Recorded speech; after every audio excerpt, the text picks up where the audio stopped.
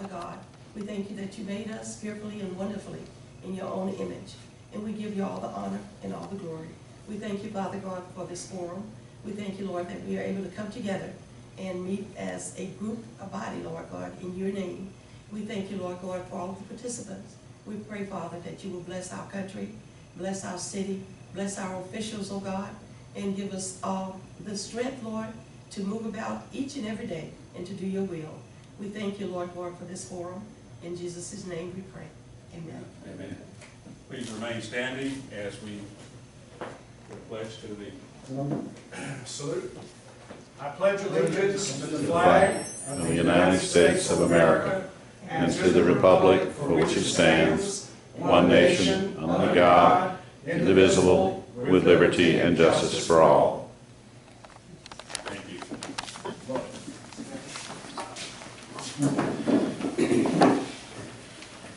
Again, welcome to our, this is this is the third Frederick Douglas Newsmaker Luncheon. And we have finally, or we have settled on the first Tuesday of the month to hold this. The time has been in place. It is just that we have been working around when a date would work better for us. And it appears that by popular demand, the first Tuesday has won out. Today, again, my name is George Francis.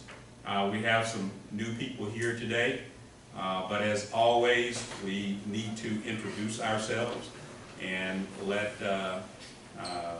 folks that are here to hear us know who we are. What I'm going to do is just kind of talk about my story, and there are some other folks here that I'd like to hear from, but I'll talk about my story. I grew up here in Baton Rouge, and graduate of Capitol High School, but I went to Capitol Elementary, Capitol Junior, and also Capitol High School. And from there, went to Southern University. I have a degree in political science. I joined the ROTC while there, and I knew that I wanted to go to college. I just did not know what I wanted to pursue, like a lot of young people, and we might have some of those in here today. Needed a little bit of structure, needed a little bit of guidance, and got a lot of that in ROTC and joined the military thereafter. After receiving my degree, I was commissioned, and while awaiting my first assignment, I decided to join another club, and that club is the Baton Rouge Police Department.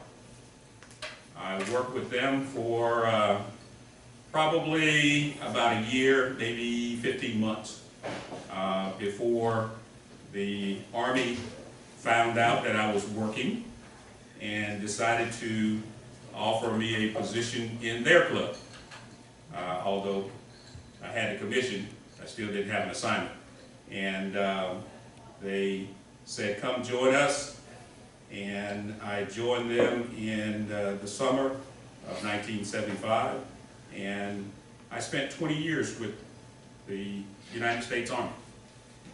There were a number of things that happened that at the time they were happening, again, like a lot of us, we went through them. They were bad times.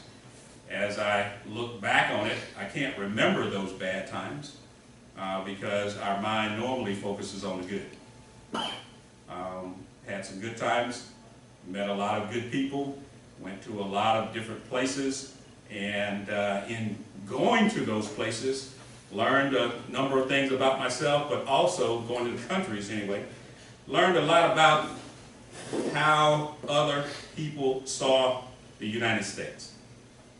And as I recall, while I was in Germany, one of the biggest things is in the 80s there was something happening riot or something going on back in the States. And we were there at a cocktail party or something with a number of our German counterparts, and they could not understand what it is that was happening and why it was happening in the United States. And a number of us asked a question, or they asked us, and we also asked them questions about what do you think is happening and why? And we tried to explain to them what was going on with the races and black-white issues. Again, don't know what they were, but black-white issues, talking about them. And we asked the question, I know I specifically asked the question, how do you see us in your country, United States military, in your country, and specifically blacks who serve in the United States and also whites who serve in the United States Army? And the answer didn't necessarily surprise me, but it kind of rocked me back on my heels just a little bit. And what they said is that we see you as Americans. We do not see you as Black Americans, Asian Americans, Chinese Americans, white Americans. We see you as Americans. And we thank you for your service to be here to help us in our struggle to get to where we need to be. And again, that kind of rocked me back on my heels, because I've been to the Philippines, I've been to Thailand, been to Korea, and when you get down and talk to people, you will find out that again, it is not a race issue with them. The race issue seems to be ours. When I say ours, I'm talking about Americans, United States of America. We, for some reason, have a hard time getting past the race issue. And I'd say that it's my opinion and my opinion only. Let me back up a second. Everything that is being said here today is on the record. So if you have whatever your opinion is, it's on the record. So this is my opinion. We have a hard time getting past this race issue. And for those of us that, and I consider myself lucky to be one of them, that I feel that I've gotten past the race issue, but we have so many people who bring it back up and won't let it die. And that is sad to me, because we could be much farther along down the road if we would just let it go. Now, we have a problem in talking to a black audience when you say let it go, because there are some issues that are very, very near and dear to their hearts, that have happened in their families, that have happened to their relatives. But the thing about it is that we all have that in our families. We all have that in in someone that we know, where some injustice has happened. I'm not talking about the justices, but some injustice that has happened to us, to them, to someone in our family. But to keep it as a sore spot in your heart doesn't do us any good. It does not. My situation, growing up here in Baton Rouge, I've had to talk about this at a group that I was in. It's called a 4-Men group. And I joined that group in 1997, I think it is. And it was 3 black guys and one white guy at the time. And so 4-Men group. And it disbanded in 2005 or 2006. So for that number of years, we met every week. And one of the conversations that we had was how we grew up in our experiences. And my experience living here in Baton Rouge and growing up here in Baton Rouge is that I personally do not recall experiencing any racism. Now, it may have been because of where I live.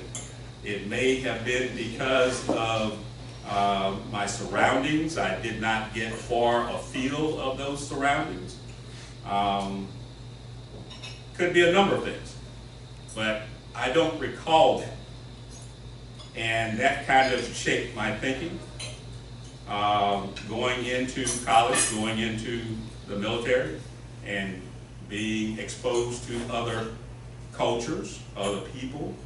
Again, it is hard for me to say something is actually racist versus something that is someone's opinion, and it should be taken as an opinion and not be flat out said, this is a racist thought, or that's a racist individual.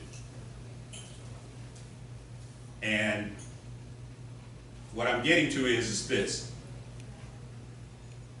Number of black people think that the Republican Party is a racist party. And I'm pretty sure that you've heard that. The thing about it is that if we would look at our history, we will see that there have been good and bad in both of the major parties,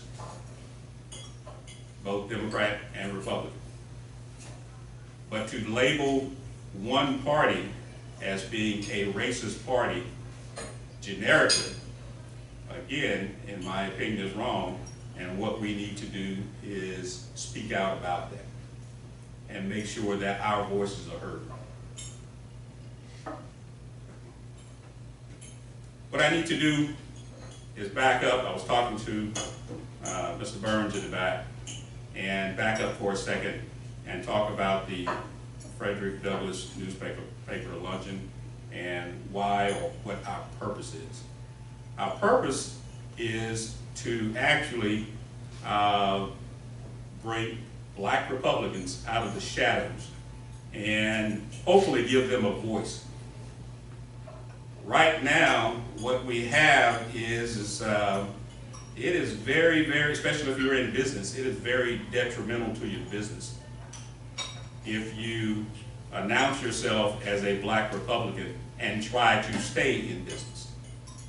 After retiring from the military, my wife wanted to come back to Baton Rouge. I had other plans, but I was overruled. But we came back to Baton Rouge, and I went to some of the politicians at the time, black politicians, that my father knew. I knew them, but I didn't really, I was associated with them, let's say, but I didn't really know them. But I went to them and started to ask questions about their thoughts on what I could do in getting my business off the ground. And it shocked me when some of them told me that they did not want to talk to me because I had nothing to offer them in the way of getting a vote for them, talking about their particular side of the house as being a Democrat or being a councilman, being a councilwoman. And it shocked me in that, again, I did not want to actually talk with them about that. I just wanted to pick their brain about being an entrepreneur. And I may be rambling here, but I'm kind of all over the place, I guess. But that bothers me, and it bothers me to this day. And what we need to do, and hopefully this forum will give us an opportunity for black people, black entrepreneurs, to actually step out of the shadows and voice their opinions and have the rest of the community accept us. And the community that I'm really talking about is black community. Accept us. Because the first thing that is said on a number of occasions is, you think you're better than anybody else. No, I don't think that I'm better than anybody else. but my opinions and my thoughts are my own, and I should be able to voice those opinions and thoughts. When we say we have the right to freedom of speech, it should not be curtailed by any one side or the other. If what you say is valid, or you have a point, you should be able to say that. Just as I think that I have a valid point or opinion. You may not agree, but that should not label me as being either better or racist or want to be something else. I have no actual planned speech. I have no actual planned thought about what it is that I've written down. I didn't write down anything to say today, other than to talk a little bit about our purpose. There was a number of questions that I had for some other people that I was hoping that would show up, but right now I don't see them around. I'll take a question or two, but again, it has to be about me and my thoughts, so to speak. Could you tell us a little bit about your evaluation on the current Democratic candidates running for president and also President Trump?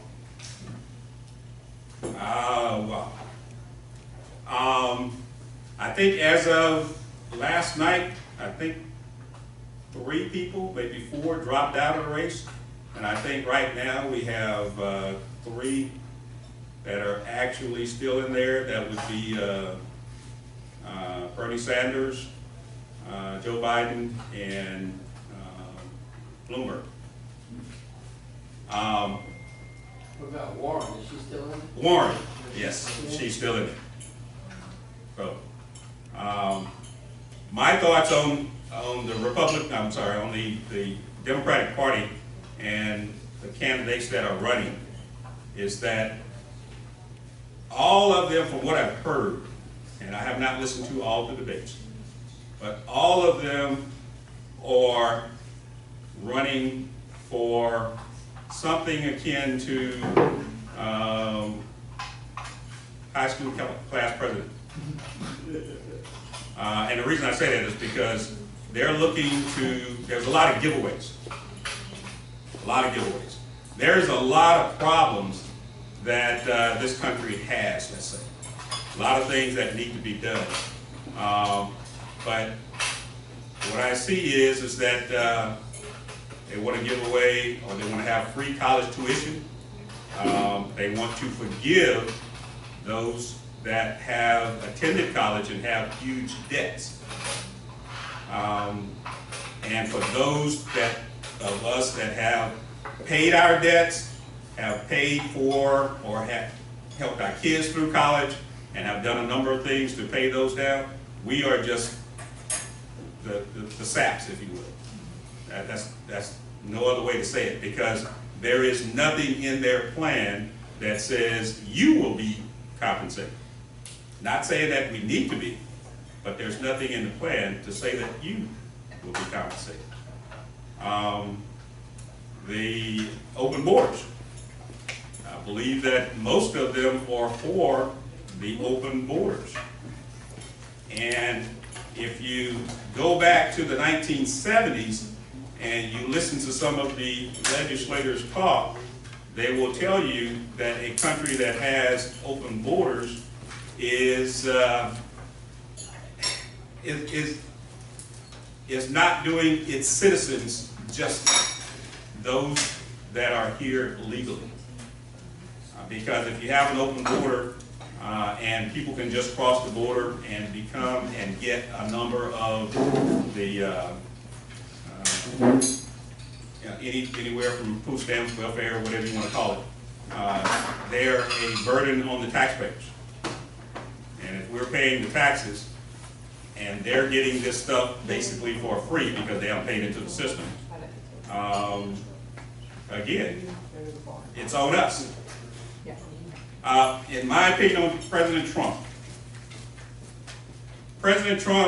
first of all, yes, he needs to do a lot of, or he needs to stop doing some things. I guess one is maybe not stop, but maybe you need to curtail the Twitter side, the things that he's on Twitter and he's saying about something. But if you look at what the man has done, if you look at how he's, one, lowered our taxes. Two, he's talked about creating and bringing back jobs to America. He's talked about, and he has done, bringing some of the dollars, huge amounts of dollars that were overseas, invested in offshore here and there, bringing that back to America and making America the type of country that those businesses want to do business in and keep those dollars here. Now, if you look at his record, then I can overlook the tweets.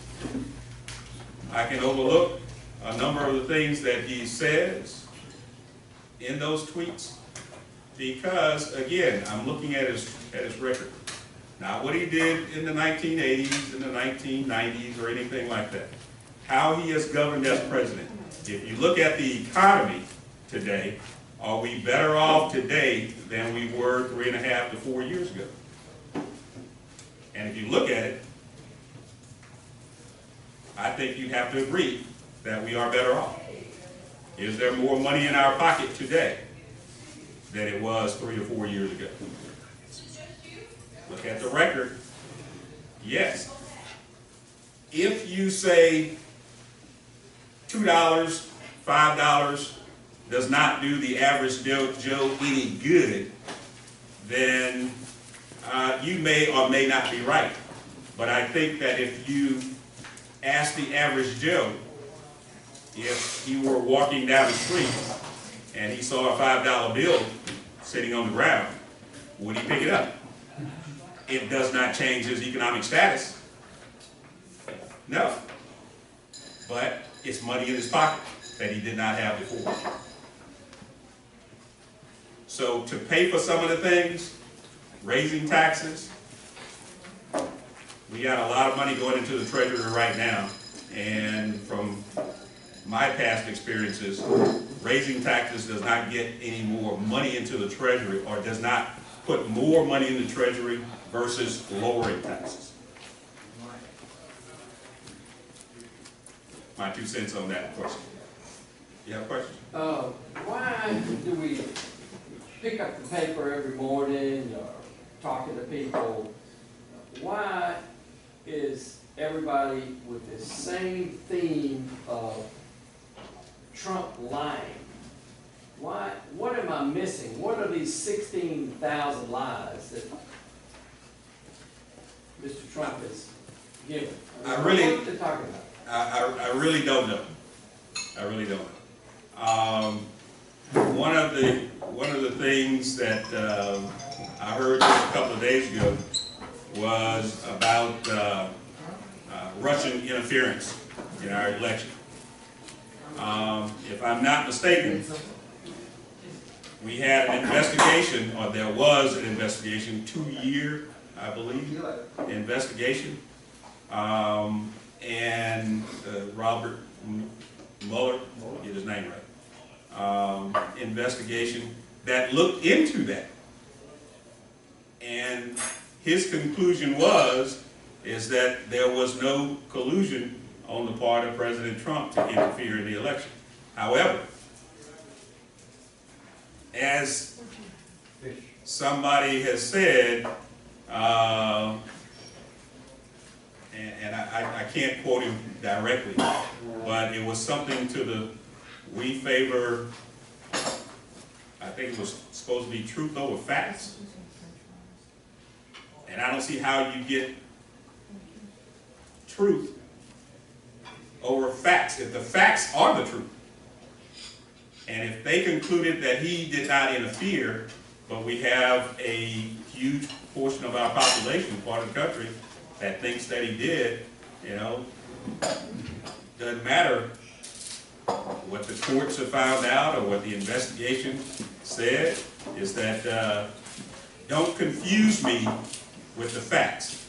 I know what I know, and the facts doesn't prove out my point of view. So the thousands of lies that he told or is telling or has done in the past or is continuing to say today, I really can't say. Robert, you got a question? Yes, sir. I'd like to know your thoughts about occupational licensings and whether or not that may have hindered economic opportunities, not just for African Americans, but for everyone. But the Cato Institute has put out publications. The Institute for Justice has fought to block some of these occupational licensings. Things I'm referring to, things like shampooers, interior designers, florists, hair braiders. Even in this state, the Institute for Justice is currently suing the Cosmetology Board because they firmly believe that it is an infringement upon your constitutional rights to be blocked. They believe it violates Louisiana's Constitution. So I'd like to get your thoughts as to whether you think or have observed economic opportunities being blocked by, particularly at the state level, occupational licensing that is overly restrictive and arguably was designed to keep people out as the primary mission versus to protect the public, which is what the quote stated mission is always said to be. On that one, it's a similar question that I believe I was asked last week concerning government and our dependency on government. How did it get so far afield? I can't state you asked the question. It wasn't asked of me, but you asked the question. And I've been thinking about that. A lot of government regulation hinders progress. And what I think is that we have a government that is really, really reaching way down into the weeds of our everyday life. And by reaching way down into the weeds of our everyday life, it is another means of controlling the population and saying, this is what we expect you to do, what you are allowed to do, and you have actually no say-so in it because it is the law. And we have some people who have decided that to protect the public, here's what needs to be done. And that is going all the way down or reaching all the way down into the weeds. Military-wise, we used to say something about the government used to be, or should be, not used to be, but the government should be in the tall grass. In the tall grass, not down in the weeds, but in the tall grass. And making sure that everything up here is on a level playing field. But when you have a government that says to braid hair you need a license, I mean, what you are doing just by saying to braid hair you need a license is that you're kind of saying black population, those black hairdressers, you can't do this, something that you have been doing with your daughters all your life, braiding their hair. And you can't have, because you need a license. Now, you don't need a license to braid, my understanding is, you don't need a license to braid your child's hair. But what if you have a niece that comes in and she wants her hair done? And don't restrict it to just nieces, nephews that want to have braided hair. Well, you need a license to do that. And that's not just the only thing. But that is one of the things that kind of, if the government has its hand in there, then how do we get away from that, or how did we go so far, or let it go so far to where they feel comfortable, the lawmakers, feel comfortable in letting it happen or causing it to happen. I think that the answer to that part of it is that we live our lives every day. Because that particular law does not apply to me. I have 2 girls. I can twist their hair, but that's not braiding. Okay? I've never learned how to do that. Maybe male chauvinist or whatever, but never learned how to do that. It does not apply to me. But we have so many laws on the books, and we have a number of people that are running for judge and judges that are here.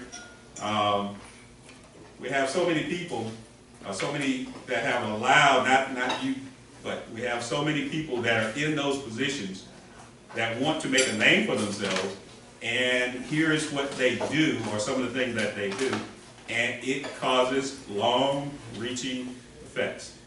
We have laws on the books that should have been taken off. We don't abide by them anymore, but they're still on the books. And believe me, as a police officer,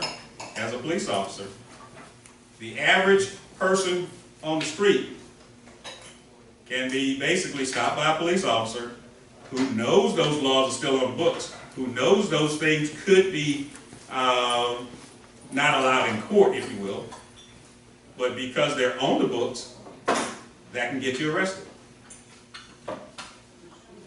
When I was a kid, we used to play shoot 'em ups. Just a couple of days ago, I think there was two kids that were playing in their yard. They had toy guns. They were playing in their yard, and they were arrested. Why? Because it's against the law to point a gun at anyone. And right now I don't know the name of the state, but it's in the papers. It was in the paper just a couple of days ago. Now, Toy gun? toy gun. The police came along. One of the motorists saw them and decided to call the police. Police came along, saw that they were toy guns, but because of the law, they had to arrest them, and they were charged with a felony. Now, tell me, do you really think that they're going to be prosecuted? The answer to that is probably there's 99% chance that they're not going to be prosecuted. But that is not the point. The point is that they were arrested and charged with a felony. Why? Because there's a law on the books, and if the police officer used his discretion to say, look, you kids, you shouldn't be doing this, or whatever admonishment he wants to give, he does not have that discretion, simply because if somebody else comes along and sees that, then he can get written up, get a letter of reprimand in his jacket, and possibly fired, because he is not doing his job. That is how we have government take over our lives. Yes, sir. No question. Did you ever know architect Julian White, the black architect? I did not.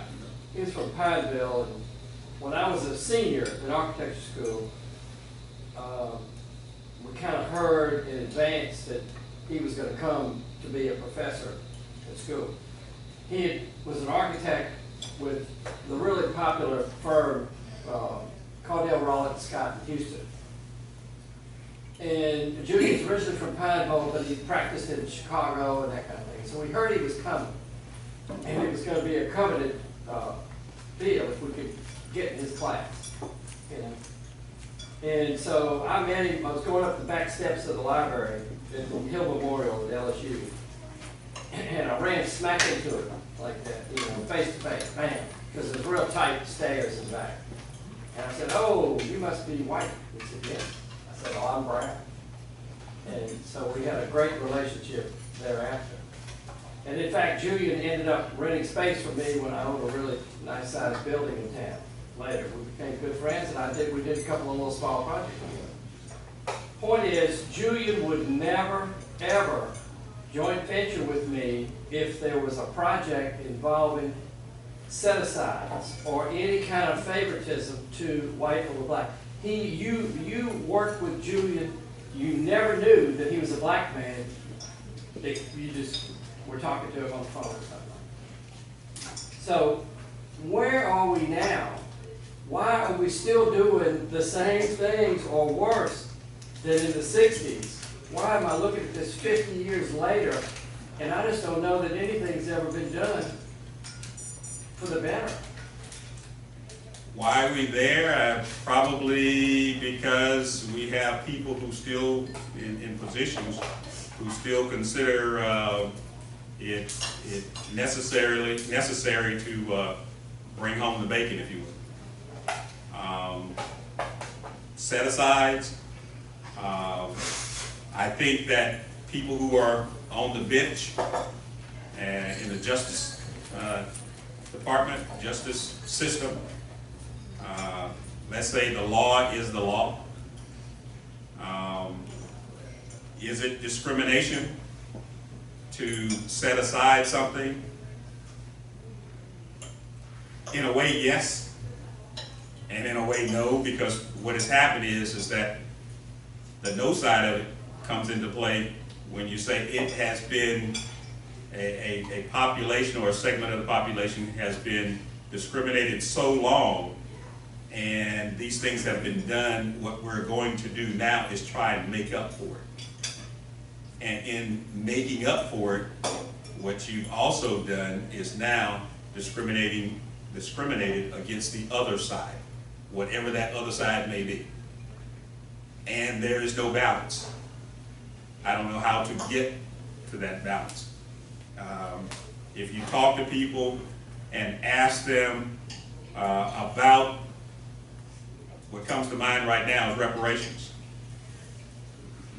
If you ask them about reparations, my question is, how much? My second question is, who should get it? I think reparations should go to slaves, people that were slaves. Of course, the problem is, I don't think that we have anyone living today that was a slave at one time. So, again, how do you compensate a group of people for something that they never were? Now, we have people who say, I was a slave. Yeah, but that's kind of like what is it? Gender identification. If I want to identify as a woman today, I can do that. Yeah, we have people who say that. I was a slave at one time. But again, we have something that was done. Yes, it was bad. Yes, it was illegal.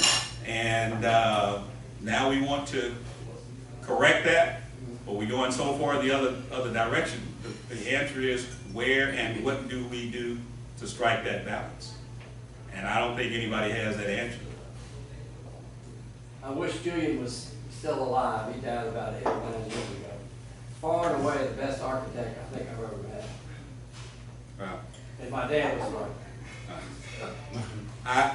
I'm not necessarily a great speaker in talking about these things. I can tell you again what I think, and we can have a dialogue about that. We can go back and forth on it. My mind is open about a number of things, but it's got to be very, very convincing to kind of move me off of my center point. One of the things that reminds me of when I was in the military, we used to have a picture in our official photo, and that went up promotions. It went up for any jobs or anything like that. And back in the 80s, yeah, late 80s, middle 80s, they took that out. And it was based on your record. Your record. You could get a job interview based on your record, which you should be able to get a job interview if you're applying for whatever job that's open based on your record, your qualifications. However, going back to what I said, and that is we have an issue with race in this country. We had a person who was up for a position at the Commander General Staff College there at Fort Leavenworth, Kansas. And from what I heard, he was by far the best person for that position. But when he came for the interview, that is when the word got around that he would not be hired. He would not take that position. And the reason that he was not hired is because he was black. But if you look at his record was far beyond any of the others that were there. And again, I say that because getting past race in this country, I'm not sure how we get there, but we need to have something that gets us there. We have spent a whole lot of money. This country has spent a whole lot of money on a war on poverty. We spent so much money on the war on poverty that we could have given everybody who was below the poverty level, I don't know, millions of dollars. But because of the way that we are doing things, you know, the money is in a lot of cases going to waste. Going to waste. Some other things, but because we're on the record, I won't say those things, because right here in Baton Rouge. And at one point, I'm probably going to find myself on the Facebook or on something here, listening to myself talk. And if I can listen to myself talk, then somebody else is listening to me talk. So I don't want to be a hindrance to what we are trying to do, and that is get blacks to come out of the shadows and also become accepted and as far as their entrepreneurial status is. And it does not be a hindrance to their business. George, I want to mention we do have a candidate here. We might want to give her an opportunity to speak, Ms. Jonelle Matthews, who's not a Republican. Who's not a Republican. But an outstanding candidate, so before we adjourn, if you could give her. And yes, we're going to do that. And Ms. Matthews, if you would come forward.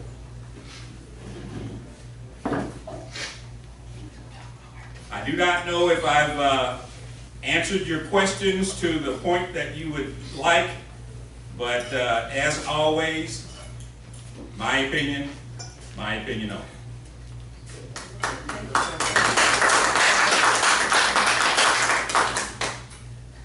Hello. Hello. My name is Jonelle Matthews, and today, first of all, I'd like to apologize a little bit because my voice quality is not very good. I'm suffering from a bit of a cold, a little bit of congestion. However, again, I'm Jonelle Matthews, and I am a candidate for City Court Judge in Division C, and that encompasses all of the city of Baton Rouge. And I feel that I am very qualified. I have a lot to offer the citizens of the city of Baton Rouge. I have a wealth of legal experience and people experience to offer. I've been practicing law in Louisiana and in Mississippi for the last 18 years, along with my husband, Attorney Johnny Matthews, and we practice all sorts of law, from personal injury to some family, to some criminal, to successions, wills, just about everything that you can name in all the courts in Louisiana and in Mississippi. In addition to that, prior to becoming a lawyer, I served our community as a teacher. For 20 years, I taught school at Baton Rouge Magnet High School. I taught French and English. In addition to that, I was the foreign language supervisor for the entire parish of East Baton Rouge Parish in all the public schools. I helped to institute the early foreign language programs in the elementary schools. I worked with all the teachers that came from foreign countries through the Codafield program, and we put French and Spanish mainly in all of the elementary schools to have our children associated with a second language learning. In addition to that, I served as an assistant principal in several schools, several middle schools, and 1 year at Baker High School. I have a degree. When I think about it, I went to Southern University Law Center, and I graduated with honors. Thank God for that, because prior to going to law school, I had the necessity to care for my grandmother who raised me, and another grandmother who lived in Texas, and an aunt. So I took care of both grandmothers and my aunt. And after they went on to be with the Lord, I decided to go to law school. And my husband said, you're on your own. And actually, he really meant that, because he didn't lift a finger to help me. And I prayed my way through it and worked very hard. And I graduated with honors from Southern University Law Center. And I'm very grateful for that. I have humble beginnings. I grew up in Clayton, Louisiana, and that's in Concordia Parish. And grew up with my grandmother. Went to Sevier High School, which probably doesn't even, well, the school itself, the building exists. It's just now a junior high school, once there were some changes made there in the geographics of the school system. And grew up there. I'm probably the only person in Concordia Parish who was born and raised there who speaks fluent French. I ended up going, and I took an interest in French when I was in high school, actually. And later, after I finished college, I received a French government scholarship, whereby the French government paid all of my expenses for an entire academic year. So I got to live. I actually attended the Sorbonne University in Paris, France, which was quite an experience for me, having grown up in Clayton, Louisiana, never really traveled outside of the country before. And I found myself in another country altogether, whereby I had to use another language altogether. And I'm not sure if you know anything about learning a foreign language, you know that the more you use it, the better you become in it. However, once you are taught in school, you may know the language, but at the same time, your ears will really have to become adapted to that language. And you have to learn to think in the language. So it would be very difficult for me to speak French if I had to think of it in English first and then try to translate it into French. So as a result of living there, I was able to become adept enough to really think the language, and I could speak the language. So I'm very pleased with that and grateful to God that I had that opportunity to do so. I think it made me a better person. It opened up my horizons so that I was able to live around a whole bunch of people and understand people better and become more acquainted with people from all races, all backgrounds, and sort of what our speaker was talking about earlier today. I think if we have the opportunity to know each other, then we have the opportunity to like each other, or maybe dislike each other. But at the same time, we have the opportunity to get to know each other if we have that opportunity to be familiar. And again, I'm Jonelle Matthews, and I'm number 225 on the ballot, and I hope that I can earn your support. I have the legal skills, and I have the people skills that are needed and necessary to be the next city court judge for Division C. Thank you. Do we have time for questions, or it's too late? Woody, do we have time for questions? Let's say two questions if you have. Okay. Go ahead. So city court judge, we have North Baton Rouge, Tara Wickham is here, had a really nice, I missed it, the Valentine's Day cleanup, blight, and all that. I'm one of these people that thinks blight is a big contributor to overall crime. Okay. And so I was delighted to see Tara's post on Facebook. She had a big crowd at Sacred Heart, a really nice group of people. And the mayor is going to have a cleanup thing on March 19th, I think, some kind of way. I'm not really sure of all the details there. But, you know, a lot of my activity is north of Woody Jenkins' house on North Foster Drive. And I see the 100 Black Men building, which is a former bank building, just a couple of blocks away from where Alton Sterling was killed, maybe a block and a half. And then, of course, there's an abandoned whorehouse that's a block away from there. And we've been trying to report that for 3 or 4 years. And I don't know if these kind of things would come up in city court or not, but a lot of small crime would be in city court. So what I'd like to know is if we can get some sort of connection with this group, the 100 Black Men, because I've heard them speak before at the press club and elsewhere. And they focus on college and high school and things like that. But I'm wondering if we could do something, or maybe something's being done, Tara, or you could enlighten me, to work with the minorities to do something, to have a report crime, report things in their blocks. Because a lot of the murders are right there, 46, 44, 48th Street. You know, it's a huge amount for murders. And I know people in that area, and they just do not report the crime of their next door neighbors. I think I'm hearing you say that. I think you're asking me whether or not the city court could be involved with some of the community activities and assist our citizens in ways that would be good for for everybody in our community. And one of the things that I've looked at is perhaps, you know, an alternative sentencing. At the city court, people come in with all sorts of issues. And these are what I call people, they are real issues because it's real people with real problems that come to the city court, regardless of what that problem is, whether your neighbor's dog is barking too loudly, and of course, you know, the fines and fees and that sort of thing that comes. But one of the things I think that would be very good for our society and our community is volunteerism.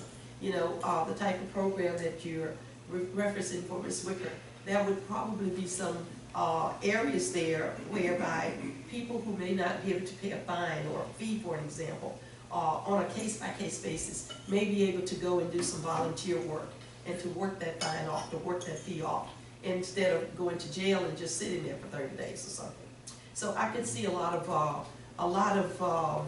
opportunities there for community services and the city court particularly to work together. I hope I answered your question. Thank you. Well, I can amplify that. I'm sitting in the very seat, the vacant seat, Division C of the Baton City Court. And the volunteer program would be a very worthwhile thing to reinstitute in city court. We had begun it at one point back in the 1980s, I think, and it was an outstanding program. It helped a lot of people. Tutors helped a lot of people get their driver's licenses, which was Mount Everest, and still is for a lot of folks. The challenge of getting up to speed to pass the driving test. And when we would have the recognition banquet every year, we had literally had to bring out the Kleenex boxes because it was a very emotional experience. That program has lapsed.